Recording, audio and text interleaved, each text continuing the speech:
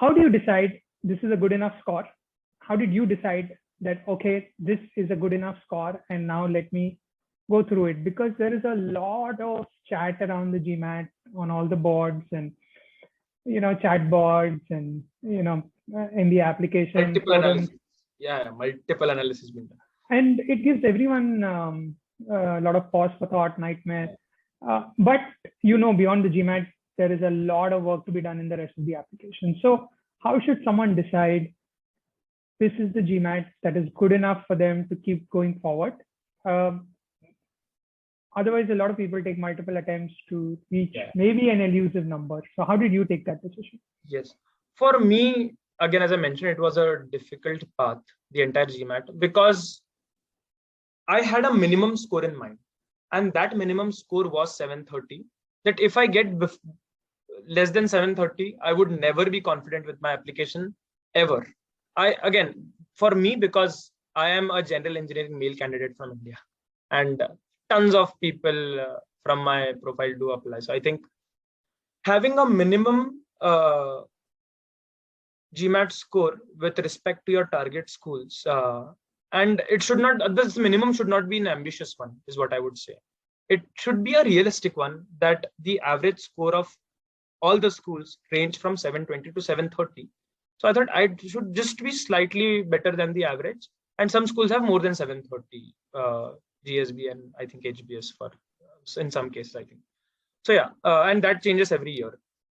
So my 2 cents here would be schools don't really think about the number of attempts that you've given, unless they are 6 or 7 and you still have a 710 score, and those scores are fluctuating a lot. So that's an outlying case. But in general, give the number of attempts that you want. I gave 3. So it's okay to give 3, 4, 5 till, and only give the attempts when obviously you feel confident that I can always improve not improve, but at least have that confidence that I can do I can be better from the last attempt. So I think GMAT is, again, as you mentioned, one part of the application. So you should have a minimum score for you.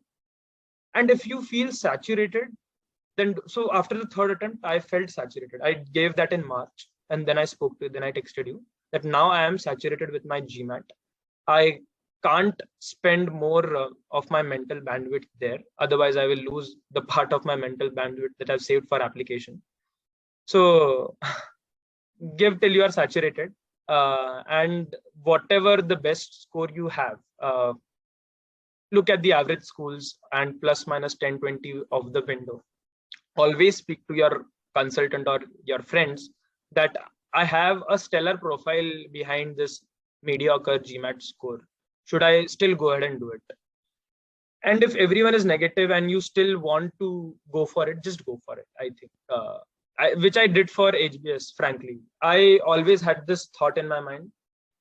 If nothing, I would want to see that no from HBS. So that will at least satisfy my ego that you didn't quit, if that's the right word, or you didn't underestimate yourself. So I think while it turned out positive for me, there's always a realistic expectation people should set with the number of schools they're applying. But again, in totality, GMAT is a part of it. You should have a minimum score for yourself. Aim to achieve that score in 3, 4, 5 attempts, how many ever you want to give, and don't attempt after you feel mentally saturated. So, summary of it.